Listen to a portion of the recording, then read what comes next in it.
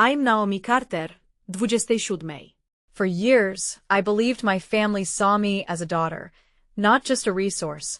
I thought if I worked hard, I'd earn their love, and that a shared wedding fund was proof of our bond. I was so wrong. That night, at their dining table, my mother leaned back, a cruel smile on her face, and declared, "Gold and dirt are not the same." My twin sister clapped. It was the moment everything shattered. How could I have been so blind? In minutes, before I even left their driveway, my laptop revealed the truth.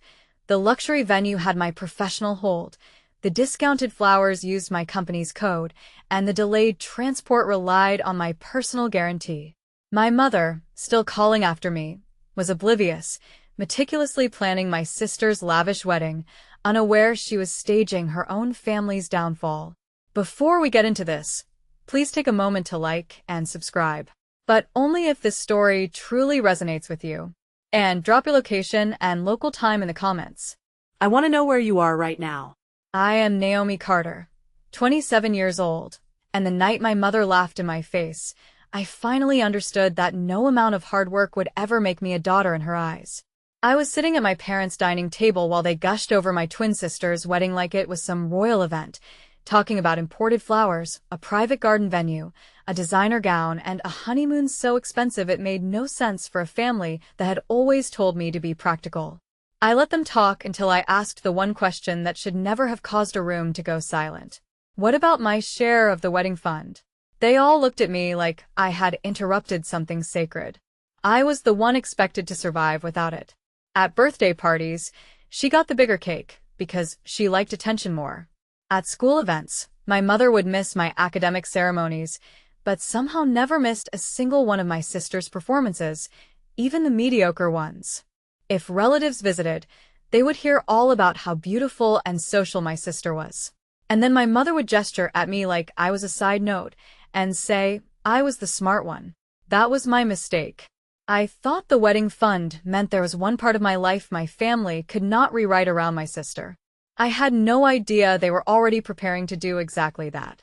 The easiest way to understand the difference between me and my sister as adults is this. I built things. We talked guest count before aesthetics. We talked about what mattered and what did not. We wanted something intimate, elegant, and honest. No spectacle. No pretending. I had Ethan. I had my own future. I had that fund. Or at least I thought I did. I believed when our time came, there would still be something left that had my name on it. The one that said I was about to be punished for ruining her preferred version of reality. She said, "There really is no your share anymore. Most of it went into your sister's wedding." She said it casually, like she was explaining weather. I asked, "What about the money I put into it?" She shrugged. I said nothing. I walked out while my mother was still calling after me. The second I got into my car, I did not cry. I opened my laptop.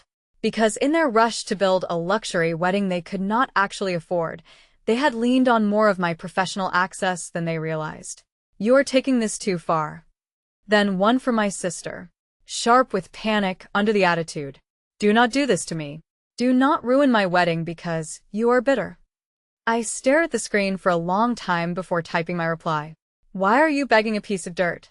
Then I turned my phone off and finally went to sleep. Over the next few days, I learned through a mix of voicemails, mutual acquaintances, and the kind of family gossip that travels faster when rich people might be embarrassed that the wedding had not collapsed, but it had cracked. My parents had scrambled to keep it alive. My father liquidated part of an account he had no business touching that quickly. My mother borrowed from two relatives she privately looked down on. My sister cut certain decorative extras, but only the ones guests would not immediately notice in photographs. My family had built their lives around image, and the moment I stepped back, I could see how fragile all of it really was. They needed me more than they would ever admit. Not because they loved me, but because I was the practical spine in a family addicted to appearances. Without me, they could still throw a party. They just could not do it cleanly.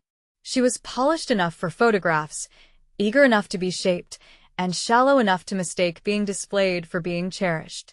My mother loved him because he came with status. My sister loved him because he came with status and expensive suits, and a last name that opened the kind of doors she had always wanted to stand in front of. But status is not intimacy. Being chosen is not being known. She did not write that she had only noticed my value once my absence had a price tag. I folded the letter and threw it away. A week later, my sister called from a private number. I should not have answered, but something in me wanted to hear what her voice sounded like when life stopped clapping for her. She did not bother with small talk. Some people would rather lose everything than admit they were wrong to the one person they treated the worst. He was right. My family was not collapsing because I had abandoned them. They were collapsing because every major choice they made was designed to preserve a lie. The lie that image mattered more than character. The lie that favoritism had no cost. She told me they had lost the house. She told me my sister and Miles were separating and that the divorce was getting ugly. She told me my father's career was damaged and things were not easy anymore. Then she said the words I had waited my whole life to hear and no longer needed. We were wrong. I told them I was getting married soon. I told them it would be small and peaceful and filled with people who had never made me earn basic dignity. My mother started crying harder and asked if there was still a chance they could be part of it. My sister finally looked up then, and for the first time in my life, she looked small. Not because life had humbled her into goodness, but because it had stripped away the audience she used to mistake for love. My ability to love without humiliating someone first. That, more than anything, was the ending they never expected me to have. If there is any lesson in what happened, it is not just that cruelty comes back around, though it often does. It is that favoritism poisons everyone it touches. It damages the child who is neglected, but it also hollows out the child who is worshipped by teaching them that love can be replaced with indulgence, and that value comes from display instead of character. Then my mother leaned back in her chair, smiled like she was explaining something obvious to a child, and said, "Gold and dirt are not the same." My sister actually clapped at that. Clapped. Like humiliating me was the punchline to a joke they had all been waiting to tell. I did not cry. I did not argue. That was the box they put me in early. Useful, but forgettable. Capable, but unloved.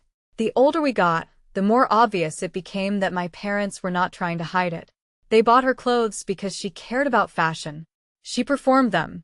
I worked my way through college with scholarships, internships, and jobs that taught me how to keep impossible schedules from falling apart. I ended up in wedding and event operations because I was good under pressure, and even better at cleaning up disasters before anyone else realized there had been one. I knew contracts, vendor timelines, deposit schedules, contingency plans, and exactly how much emotion people attached to one perfect day. I also knew how much money people were willing to burn just to make strangers envy them for a few hours. Just a room full of people who actually loved us. For the first time in my life, I could picture a wedding without dread attached to it. Around that same time, my sister announced she was engaged to Miles Holloway, a corporate attorney with expensive taste, polished manners, and the kind of family background my mother had been chasing her whole life through country club invitations and strategic friendships. The way my parents reacted, you would have thought my sister had just married into royalty.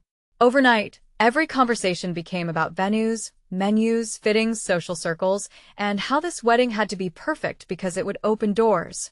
I did not yet understand that to my family, my competence was never something to honor. It was just another resource to drain.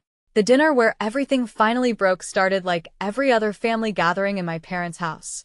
Too much performance. Too much pretending. We all contribute to family, Naomi. Then I asked the question that made her smile.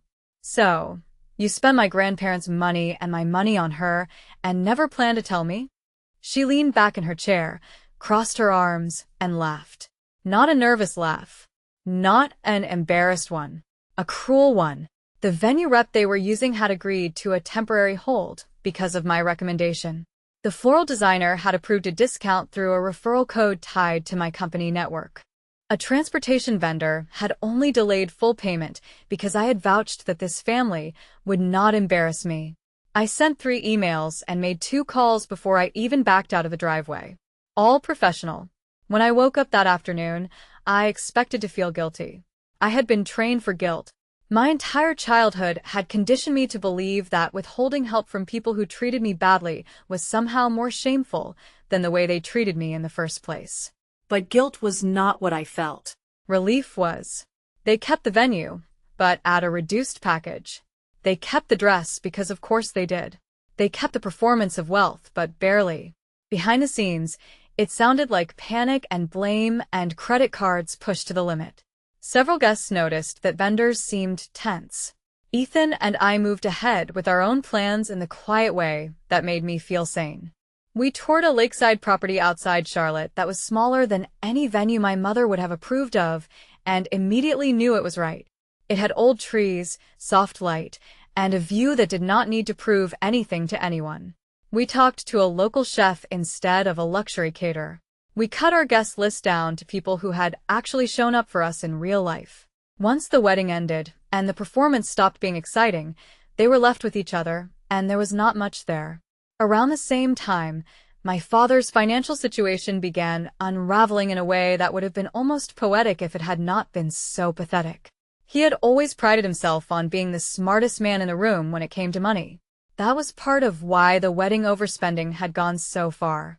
He truly believed he could outmaneuver reality later. She said she and Miles were having difficulties. She said marriage was harder than she expected. She said he was always traveling, always working, always irritated, and lately he had started making comments about her spending and her family's instability. Then she moved to the real point. She asked if I still had contacts who could help my mother's boutique with an event partnership. The lie that the child, who kept everything functioning, would always stay close enough to be used. By then, I was done mistaking their emergencies for my responsibility. I had spent too much of my life paying emotional interest on debts I never owed. If they were finally being forced to face what they had built, then that was not cruelty. That was consequence. I looked at her and realized apology, without accountability, still sounds incomplete. So, I asked the only question that mattered. Wrong about what? She closed her eyes for a second, like the answer physically hurt. Wrong about you, she said. I took a breath and gave them the truth they had spent years avoiding. You taught me exactly what I was to this family when you took what was mine, laughed in my face, and expected me to stay. I believed you. I built my life around that lesson. Now you have to live with it, too. It teaches parents to confuse control with care and image with success until they wake up surrounded by the wreckage of their own choices.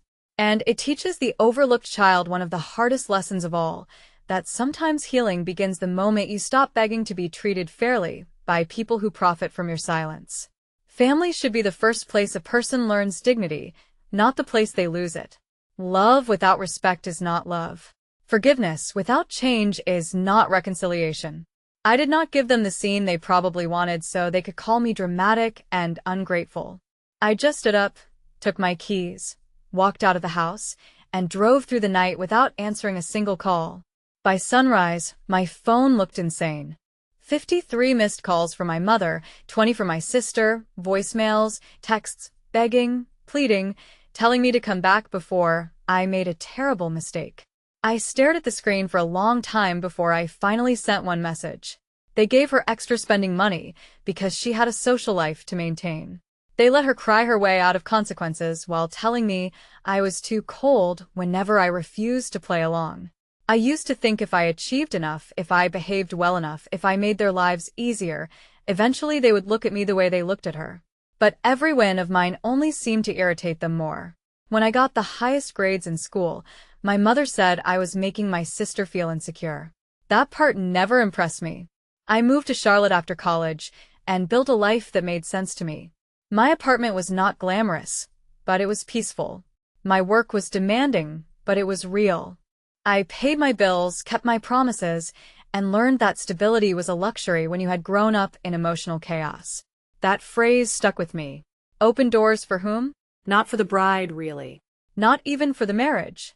It was for my parents. My mother had invited me down for what she called a small planning dinner before the final wedding push. I almost did not go. But Ethan encouraged me to keep things civil if I could. He had not grown up inside a family like mine. But he understood enough to know I was always mourning the family I wished I had. Gold and dirt are not the same, she said. Your sister is marrying into a world where appearances matter. That investment makes sense. You and Ethan are doing some tiny tasteful thing. You do not need the same kind of help. For a second, I honestly did not hear the room. All clean. I informed the vendors that I was withdrawing personal and professional sponsorship from any pending flexibility arrangements connected to the Carter Holloway wedding. I clarified that I was not financially responsible for any outstanding balances and that no one should rely on my name or reputation moving forward. I did not ask anyone to cancel anything. I did not need to. Not joy, exactly. Not revenge in the cartoonish sense people imagine when they hear that word. It was the deep, almost unfamiliar relief of finally understanding that I did not have to keep volunteering to be the bridge people burned while standing on it. My phone was still exploding when I turned it back on. My mother had shifted into victim mode. One of my mother's friends overheard an argument about unpaid balances near the reception entrance. A cousin texted me that my absence was the real topic of the night. Apparently, people found it strange that a twin sister was missing from such an important wedding, and even stranger that no one could offer the same explanation twice. Some were told I had a work emergency. Some were told I was sick. Every choice felt like a correction not just to my wedding but to my understanding of what celebration was supposed to be. It was not performance. It was witness. It was not about who could be impressed. It was about who could be trusted. Only later arrived faster than expected. Emergency borrowing turned into rolling balances. Rolling balances turned into pressure. Pressure turned into mistakes. One of his colleagues apparently learned he had borrowed privately from client social circles to cover personal obligations, and while I never got the full story, I heard enough to know his professional credibility took a hit. Maybe something upscale that would bring in new clients. When I stayed silent, she pushed further. She asked if Ethan knew any investors. I almost admired the nerve. Even then, in the middle of her own unraveling, she still saw me as a utility, not a sister, not a person she had humiliated, a tool she hoped had not learned its worth. The final time they reached out, it was almost 8 months after that dinner. By then, Ethan and I had finished nearly all the planning for our wedding. We had our invitations, our menu, our music, and a guest list so intentional that every name on it made me feel calmer instead of obligated. My life had become so steady that the chaos I came from felt like a separate country. Then one evening, just as I was leaving work, my phone rang with a video call from an unknown number. Wrong about your worth. Wrong about the way we treated you. Wrong about choosing appearances over fairness. My sister still would not look at the camera. My father finally spoke and said he should have stopped it years ago. My mother whispered, "Please." My sister opened her mouth like she wanted to argue, then closed it again. My father just stared at me with the look of a man seeing the final bill for a debt he had ignored too long. I told him I did not wish ruin on any of them. I told them I genuinely hoped they learned how to treat people before they needed something from them. I told them I hoped my sister one day understood that being favored is not the same as being loved, and that being protected from consequences can leave a person weak in all the ways that matter. And protecting your peace from people who only recognize your worth once they need it is not cruelty. It is self-respect. Why are you begging a piece of dirt? But to understand why that one text sent my whole family into panic, you need to know what they had been taking from me for years. By the time my sister and I were old enough to understand how families worked, I already knew ours had a favorite. We were twins, but that was where the similarity ended. She had the kind of personality people noticed right away. When I got a scholarship opportunity, my father said I should stop acting superior. When I worked weekends to buy my own laptop, my mother called me stingy for not sharing it more. Nothing I did was allowed to belong to me. If I succeeded, I was selfish. If I set boundaries, I was difficult. My sister went the other direction. She reinvented herself every 6 months, depending on what kind of attention seemed easiest to get. She tried boutique fitness, then lifestyle blogging, then social media brand deals, then event hosting, none of which lasted long enough to become a real career. But because she looked polished and knew how to flatter people, my parents kept acting like she was on the brink of something huge. Every time she failed, they rebranded it as potential. For their image. For the fantasy they had always attached to my sister because she looked like the life they wanted people to think they lived. My mother started calling me more often, not to ask how I was, but to pick my brain about vendors, contracts, and timelines. Could I recommend a florist? Could I take a quick look at a catering agreement? Not the one that existed. So, I drove in for the evening carrying a bottle of wine and the stupid hope that maybe this time they would at least behave like decent people for one meal. My sister was glowing in that carefully managed way she always had when she knew all eyes were on her. My mother kept bringing out binders and swatches and seating charts as if she were staging a campaign instead of a wedding. My father talked numbers in a vague, smug way that suggested he wanted to sound important without ever saying anything concrete. It was like my body had gone silent from the inside out. Then my sister clapped once, sharp and smug, and said, "Mom is harsh, but she is not wrong." I think that was the moment something permanent in me cooled. Because all my life I had pictured a breaking point as some big dramatic explosion. I thought if I was ever pushed too far, I would finally scream. Instead, I became very still. I just removed the support they had built their fantasy on. Then, I drove back to Charlotte through the night with my phone face down beside me. By the time I got home, I had 7 missed calls. By sunrise, it was over 70. 53 from my mother. "How could you do this to your own family after everything we have done for you?" My father, who had barely spoken the night before, sent one cold message accusing me of sabotaging your sister out of envy. My sister cycled through every version of herself in a single thread. First furious, then mocking, then pleading, then threatening to tell everyone I had tried to destroy her wedding because I could not stand to see her happy. That last one almost made me laugh. People like my sister always assume everyone else is motivated by the same shallow hunger they are. Some were told Ethan and I had broken up. My favorite rumor was that I had become too emotionally unstable to attend. That one had my mother's fingerprints all over it. Still, the photos my sister posted afterward looked glossy enough if you did not know what had happened outside the frame. She smiled like she had won. Meanwhile, the calls from my family slowed. Not because they had forgiven me, but because they were busy trying to maintain the illusion that everything was fine. I knew that phase would not last. Debt has a way of making truth louder. So does marriage when it is built on image instead of intimacy. My mother's boutique, which had already been limping along on the strength of local image rather than actual profit, started missing payments, too. She sold inventory at discount, then pretended it was a seasonal strategy. She canceled a charity committee commitment she had bragged about for years.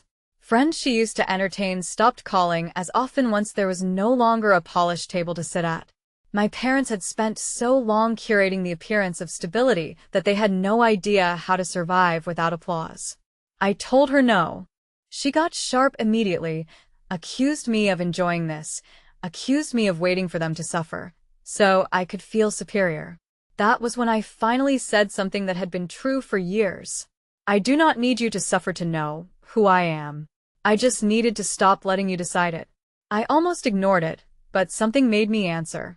My mother's face filled the screen first, older and thinner than I remembered.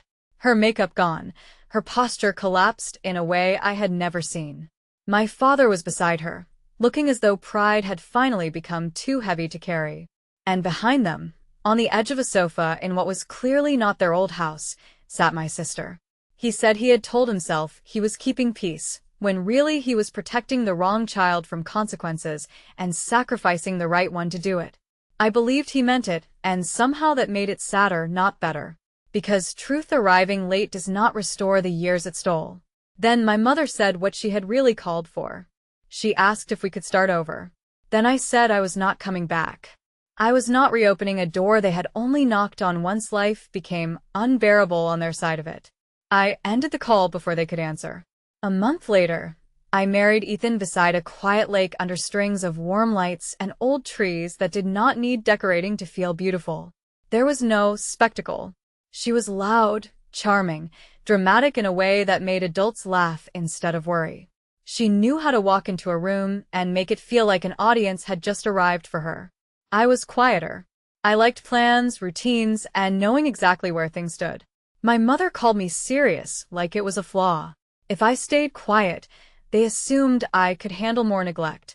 The wedding fund was the one thing I let myself believe might be fair. My grandparents had started it when we were teenagers. It was supposed to be equal, a gift for both granddaughters, something practical for two futures that had not been written yet. I remember my grandmother squeezing my hand and saying, "No matter what happens later, this will be one thing no one can take from you." I held on to that sentence for years. Every time I succeeded, they treated it like a personality defect. By then, I was used to it. What they could not diminish was the life I had started building for myself. I met Ethan at a venue walkthrough after a storm had knocked out power during a rehearsal dinner. Everyone else was panicking. Did I know anyone who could help them get a better rate on the venue? My first instinct should have been to say no, but old habits are hard to kill. Some part of me still wanted to be useful, because usefulness had always been the closest thing I got to approval. So, I answered a few questions. I connected them to a venue rep I trusted. I flagged a bad clause in one contract. For the first half hour, I mostly listened. Then, my mother started discussing a last-minute upgrade to the venue package. More flowers, better lighting, a luxury guest transportation option no one actually needed. I asked the question gently at first. I said, "If you are spending at this level, what does that mean for the rest of the wedding fund?" My mother stopped moving. I looked at all three of them and realized none of them expected consequences. They expected pain, maybe tears, maybe an argument they could twist into proof that I was unstable and jealous. What they did not expect was for me to become strategic. 20 for my sister. A flood of voicemails that moved from outrage to panic in less than 6 hours. The venue needed immediate confirmation. The florist was pausing production. Transportation was suspended until payment cleared. It never occurred to her that I was not trying to take her spotlight. I was just done carrying the stage. I did not answer any of them. I called Ethan instead. I told him everything, including the sentence my mother had used. Miles smiled like a man posing beside an expensive acquisition. My mother looked exhausted under professional makeup. My father looked older than I remembered. The comments online were full of the usual empty praise. Dream wedding. I did not have to wish for consequences. I had already seen enough weddings to know they were coming. About 3 months after the wedding, the first rail cracks started reaching me from outside the family bubble. One of my former college friends who still moved in overlapping social circles with my sister messaged me after midnight with a question that looked casual, but was not. "Is everything okay with your sister and Miles?" I asked why. That was when the messages started again. They came through numbers I did not know, through distant relatives, through one old neighbor who left me a long voicemail about how family is family no matter what.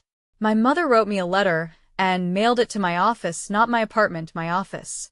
That alone told me she still did not understand shame. In the letter, she tried every version of the truth except the real one. She hung up on me. Not long after that, a family acquaintance told me my parents were quietly preparing to sell their house and move into a much smaller place. Officially, they wanted less maintenance. Unofficially, debt was choking them. The same house where I had spent years being told my role was to understand, to adjust, to give more, was now one more thing they could not afford to keep. Silent. No perfect hair. Nos magnis. No applause left in her. For a moment, none of us spoke. She asked if I could find it in my heart to help the family heal. She did not ask for money directly, but the shape of the request was the same as it had always been. Come back. Stabilize us. Make this easier to survive. No false luxury. No desperate need to impress anyone. Just vows. Laughter. People who showed up early because they wanted to help. My father called me difficult whenever I asked why the rules were different for me. My sister got away with messes because she was spirited. I got punished for the smallest mistakes because I should have known better. That was the story in our house. She was the one who needed softness.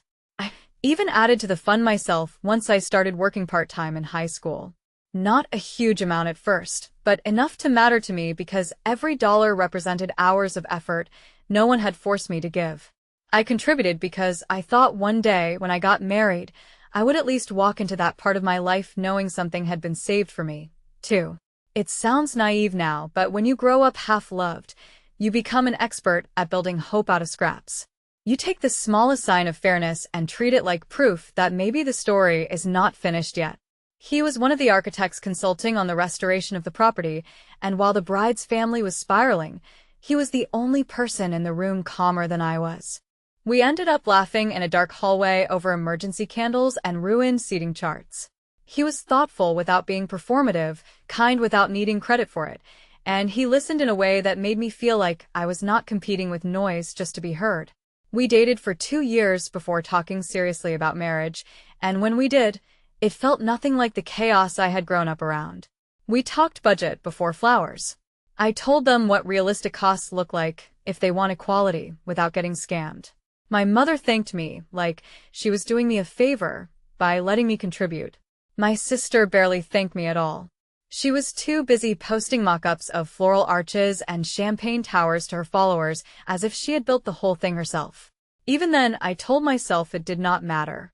My sister looked down at her plate. My father cleared his throat and reached for his water. I knew right then. I just did not know how bad it was. I asked again, more directly this time.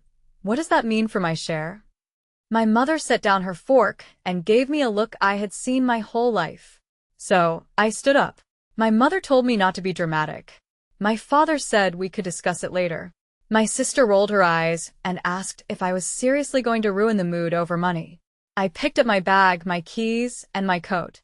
My sister's makeup artist had heard there were contract problems and wanted reassurance. For once in their lives, they were not calling because they wanted something from me quietly.